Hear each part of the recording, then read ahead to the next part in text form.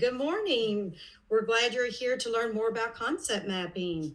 Welcome to the JCPS and TSS training on the Teacher Clarity Toolkit with a focus on the high yield practice concept mapping. I am Sarah Adams, MTSS Engagement Resource Teacher with Elementary Zone 1. With me, I have Stephanie Roberts, who also supports Zone 1, and Melissa Logston with Zone 3. Please take a moment to type the case-sensitive bit.ly into your web browser, and this will allow you access to all the links for future reference. We'll also put the link in the chat. Let me start by showing you the components of our department, multi-tiered system of support known as MTSS. This concept map shows a visual of the departments within MTSS. The MTSS academic department provides teachers with Tier 2 and Tier 3 intervention and academic support. And you can see that they're located under teaching and learning. Then under culture and climate, we have the MTSS behavior department, which supports schools in implementing school-wide behavior systems and frameworks, including PBIS and restorative practices. The MTS re-engagement department supports students who are transitioning back to their home schools from Minor Daniels Academy and Breckenridge Metropolitan. Then you have our department, the MTSS engagement department. The goal of our department is to increase student achievement by equipping teachers with high-yield pedagogical practices to maximize student engagement. The point of contact for each department is located and linked in the concept map.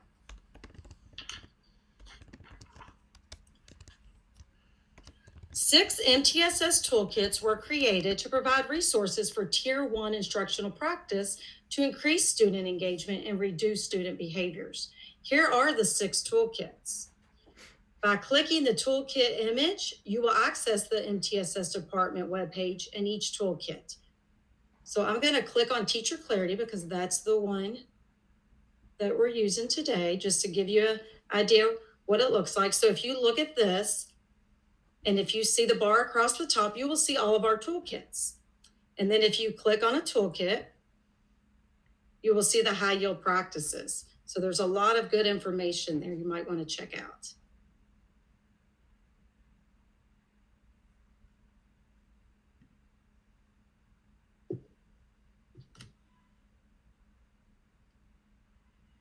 So when we think about concept mapping, we are referring to teacher clarity. Teacher clarity focuses on where students are going in their learning, how they are progressing, and where they will go next.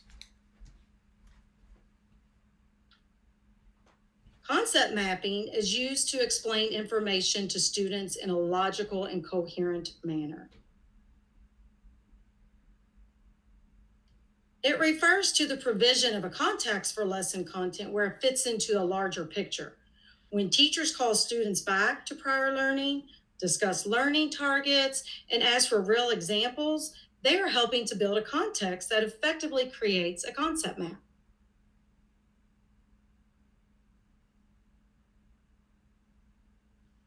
Today, we will develop a deeper understanding of implementing concept mapping into everyday instruction.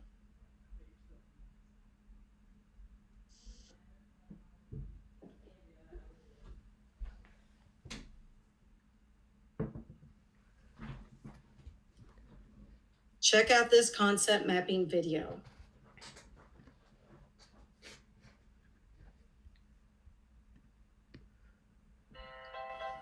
How to create a concept map. What is a concept map? A concept map is a visual way to organize thoughts and make connections between ideas. How can I use a concept map? You can use a concept map to brainstorm and organize ideas, create an outline for an assignment, or test your knowledge in review for exams. How do I make a concept map? By following these 7 steps. Step 1. Start by identifying the main topic and brainstorm everything you know about it.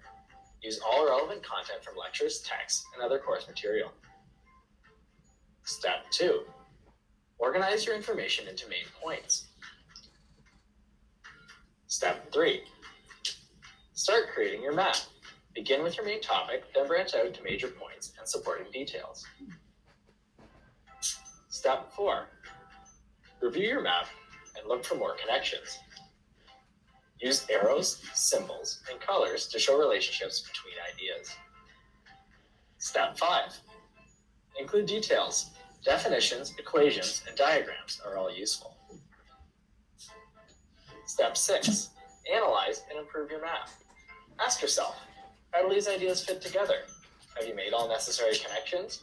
Is the map accurate, logical, and detailed? Step 7.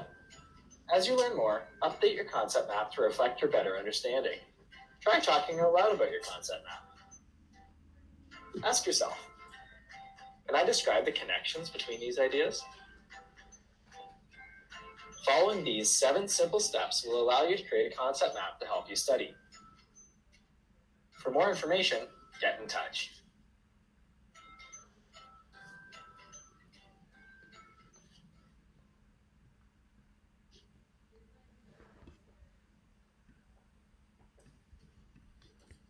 These are the 7 steps on creating a concept map from the video.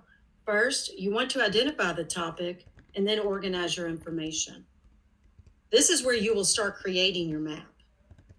When reviewing your map, look for those connections and include details. You can use arrows, symbols, and colors to show the relationships between ideas.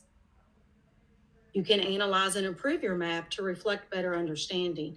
Ask yourself, how do these ideas all fit together? Have you made all those connections? And as you learn more, or as your students learn more, update the concept map to reflect the better understanding. Hey guys, Stephanie Roberts here, and I'm going to walk you all through some various ways to use concept maps as instructional tools. The first one we're looking at is an advanced organizer. It's a constructed map for an entire unit of study. It basically creates a large-scale map where a series of more specific maps will be drawn or created to show more detail as you go through the lessons of your unit. At the beginning of your unit, you want to make sure that you communicate and explain each piece of the map with the students. And then when you learn new concepts, you'll refer back to it each time. Concept maps can also be used as a way to introduce a topic. The theory of concept mapping is based on the integrating new knowledge with prior knowledge, and this will allow your students to make connections as you move through standards and different concepts. You can also create a course map, which is a concept map that's co-constructed by the teacher and students. This collective map is created as a unit progresses. So through discussions, the students will provide input for the map by giving ideas, making their own connections, which also allows them to take ownership of their contributions to the map. Take a second and check out these alternative options. All right, you can also use concept maps as formative assessment tools. One way to do that is to have the students complete the map. You can have them fill in the concepts or linking words within a map. As a scaffold, you can also give them a list of words in which to choose from to put in the correct place. You can utilize a concept map as an opportunity to respond through a written response. Based on where your students are in their learning, you could have them add linking lines to show the connections. They could label them, they could provide justification. You could also structure an essay or writing assignment for students based on a concept map to help them organize their ideas. For a higher level thinking activity, students could also create their own concept map to accompany their writing. I really, this is Stephanie, right? Yes. Yes, I love this idea. So I taught chemistry for 5 years, and my second year of teaching it, I started using concept mapping with my students at the end of every unit. And then, so I would have them place the terms. I gave them like laminated ones in a baggie and like some long butcher paper. I'd have them place them. And like you said on here, adding the linking lines with some writing. And then after they did that as a group, they had to go write their own essay that linked all the stuff together. And then each unit, we had 8 units, they would have to pull out their first unit and link it to the second one. And then pull out the first 2 and link it to the third one. And it was the connections they were able to make and the learning they were able to have based on that from my first year teaching, it was just incredible. Yeah, absolutely. And we also noticed, just with observations and going in classrooms, when we talk about opportunities to respond, written responses are usually the ones we don't see as often. We have a lot of teachers ask us, what are some quick and simple ways we can add in written responses and get kids to do more writing? So this is a great way to utilize that.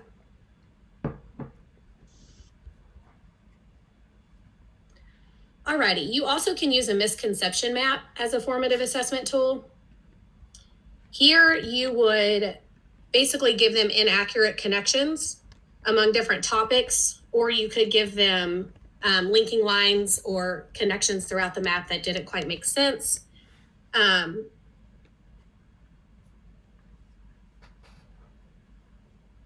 Basically, you're just giving them ideas that don't belong and let them kind of make those corrections.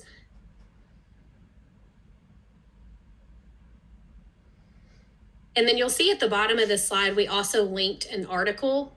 That article involves all of these different various ways that we talked about with concept maps, but it also provides visuals that go with them.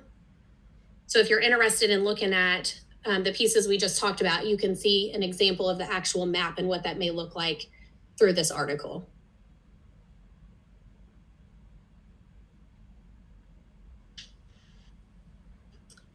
All right, so when you're creating a concept map, there's a few key points to consider. It works best if students have some prior knowledge. Concept maps are most effective if they're co-constructed with the students, or even something where the students maybe create and then the teacher gives feedback and things like that.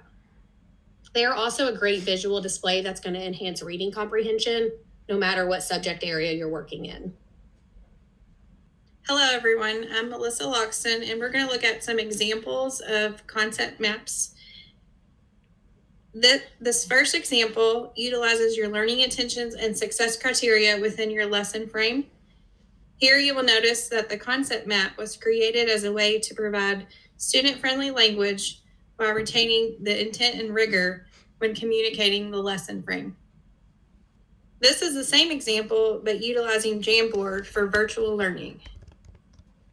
The previous example was elementary. Check out the secondary example and notice that it connects prior knowledge to new content and allows students to backtrack to see the larger picture.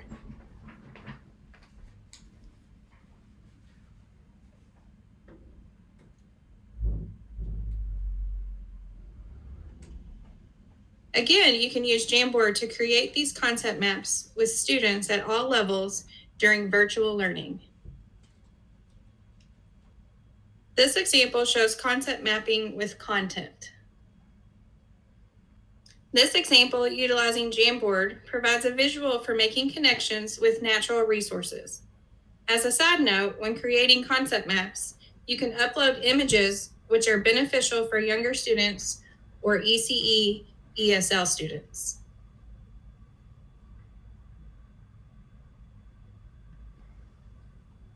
Take a look at this example of a concept map from an art class utilizing content. Concept maps can also be used for vocabulary within content. Here is one example of how you could do that. This example shows a way you could formatively assess with a reflection. You can also utilize concept mapping with your PLC as a planning tool. Concept maps can be used for part of the planning within the PLC process, like in this example. You can also create a concept map for planning a lesson or a unit. Melissa, we had someone in the chat ask, how could concept maps be used in kindergarten? You could co-construct them with your students. You could think of words that begin with the letter B, sight words. And I've also seen kindergarten teachers use them as assessments. And like if they were doing parts of fish or something, they had the students draw pictures, especially at the beginning of kindergarten when they're still learning words. They would have them draw the picture, and then the kids would try to form the word. So that's another way that you could assess, or they could use it in discussion as well. but you would definitely have to model it with the students first, but there would probably be more visuals and pictures with the kindergartners. That's great. Thank you.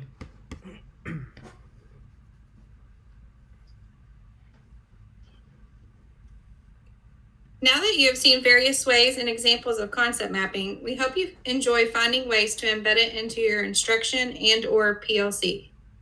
Okay, so we are quickly just going to go look at how this Jamboard would work for those of you who are not familiar. Okay, so when you go to your drive,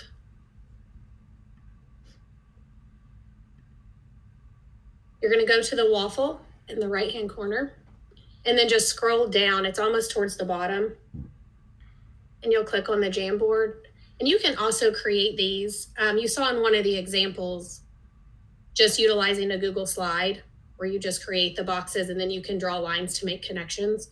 But an interactive way that you could utilize it is through those Jamboard examples that we showed.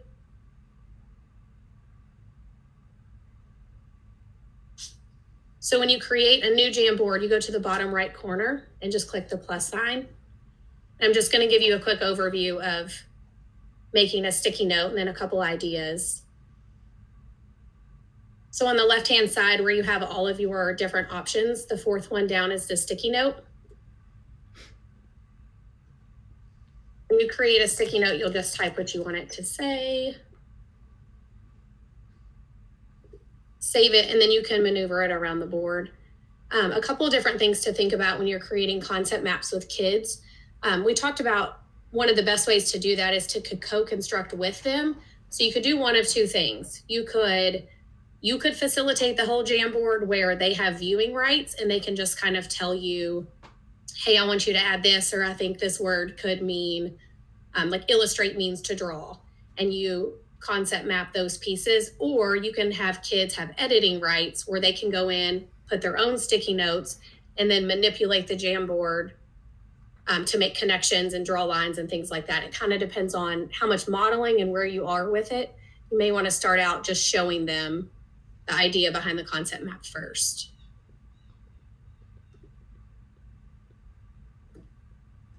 So then if we put another sticky note, we can change the color.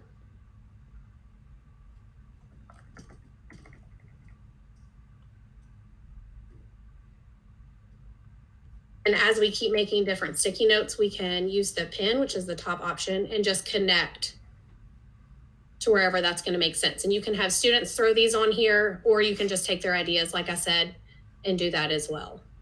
So just a quick overview of how that could work with your students for virtual learning. All right, here on this last slide, we put a link here for our website if you're interested in looking at those MTSS toolkits or any other of our high yield practices. And Matt, that's all we've got for you today.